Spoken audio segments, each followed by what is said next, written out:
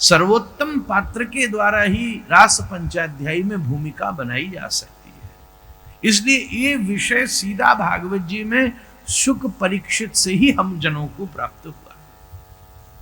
इसलिए जो ऐसी सर्वोत्तम युगल सरकार के आस्वादन की प्राप्ति चाहते हैं, अनुभूति चाहते हैं, वही इसके सुपात्र रूप में यहां विराजमान हो, नहीं तो अपच न हो जाए।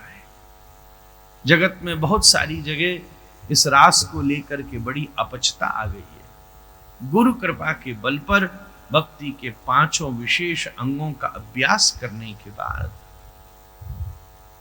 तब भागवत जी के विशुद्ध परिवेश में प्रवेश होता है और तब मंगलमय भाव से श्री वादरायणी उवाच। पुरानी प्रतियों में, भागवत जी की अति पुरानी प्रतियों में यहां वादरायणी शब्द का भी दर्शन होता है। श्री वादरायणी उवाच।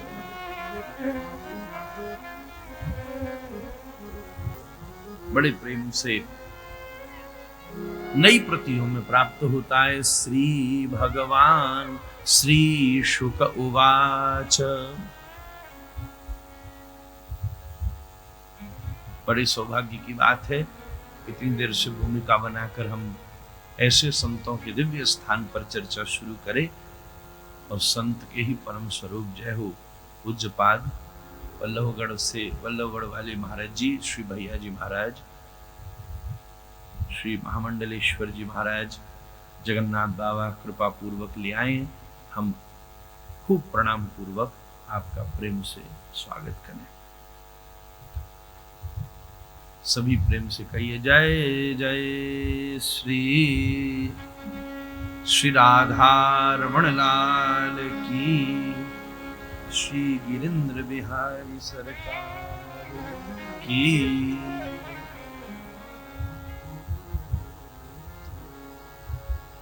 श्री पंडित बाबा महाराज की। बहुत सुंदर भैया जी महाराज आ गए। ऐसे तो जहां भी जिस भी परिवेश में आप अभी हैं,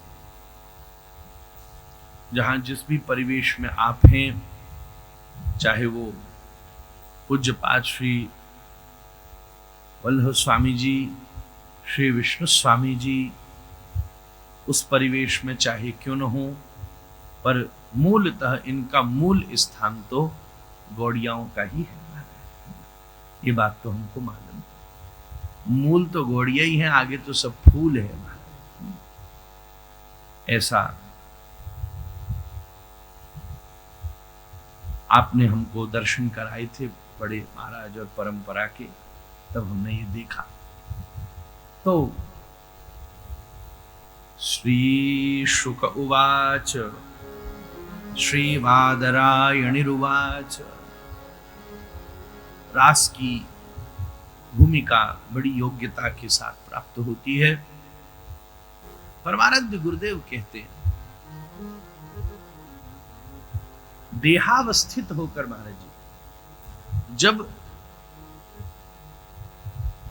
इंद्रियों का प्रवाह बाह्य हो और केवल लौकिक ऐहिक ऐन्द्रिक जागतिक वस्तुओं के साथ रसाभास करते हुए केवल आनंद की अनुभूति करने का प्रयास किया जाए, तो की जाने वाली उस विफल होते हुए भी सतत प्रयास की क्रिया को भोग कहा जाता है। पर जब चेतना बहिर्गामी न होते हुए अंतर्गामी होती है और केवल बाह्य लौकिक जागतिक ऐहिक और ऐन्द्रिक माइक वस्तुओं से निवृत्ति करके अंतस चेतना में विद्यमान ये भी नहीं, ये भी नहीं, ये भी नहीं, ये भी नहीं, ये भी नहीं, इस वृत्ति के द्वारा जब धीरे धीरे अष्टांग आदि प्रतिरोधों के द्वारा उस आनंद की अनुभूति बाह्य वस्तुओं से निवृत्त होकर के अंतर्गामी होकर आत्मानुभूति की तरफ रत होना शुरू कराती है, तब वही उपलब्धि योग की दृष्टि में आती है। रास के ये दोनों ही पात्र नहीं है, बल्कि तीसरी अवस्था जहां जीव विदेहता को प्राप्त करके सारी कर्मेंद्रियां, ज्ञानेंद्रियां, अंतःकरण चतुष्टय के प्रतिरोधों से भी मुक्त होकर के विशुद्ध चिन्मय आत्मस्वरूप की प्राप्ति करा के और अद्वितीय परमात्मानुभूति कर लेता है, तो उस उपलब्धि को पतंजलि समाधि कहते हैं। न भोग की के द्वारा रास में प्रवेश हो सकता है, न योग के द्वारा रास में प्रवेश हो सकता है, न समाधि भी रास की योग्यता प्रदान कर सकती है। बल्कि इसके बाद एक चौथी और विलक्षण स्थिति है, बल्कि जब आत्मा परमात्मा के एकत्व को प्राप्त करके समाधिस्थ होती है तब भी नहीं, बल्कि उससे भी परे जाकर के जब स्वयं परमात्मा ही अपने आत्मरमण में स्थित होता है। परमात्मा श्री कृष्ण आत्मा तू राधिका तस्य, अपनी आत्मा के साथ रमणशील होकर विद्यमान होता है, तब कहीं ना कहीं रास की भूमिका तैयार। इसलिए यह साधारणी नहीं है,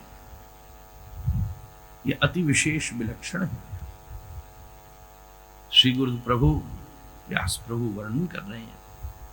3 दिन का ही समय है, कितना बोले। मोदी जी, बड़े महाराज जी कहते थे रास का एक नाम है षड मास की।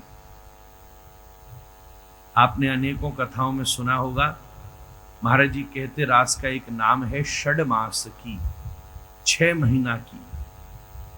इसका अर्थ ये हुआ कि कम से कम 6 महीना तक चर्चा चले। अब इतना सौभाग्य तो हमें कब मिलेगा?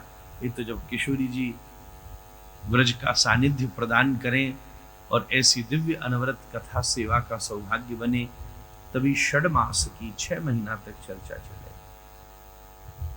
कहाँ 6 महीना और कहाँ त्रिदिवसीय व्यवस्था में केवल एक आचमन भाव से प्रणाम पूर्वक हम इस दिव्य मंगलमयी पंचाध्यायी के स्वरूप में प्रवेश करने का सहज प्रयास करते हैं।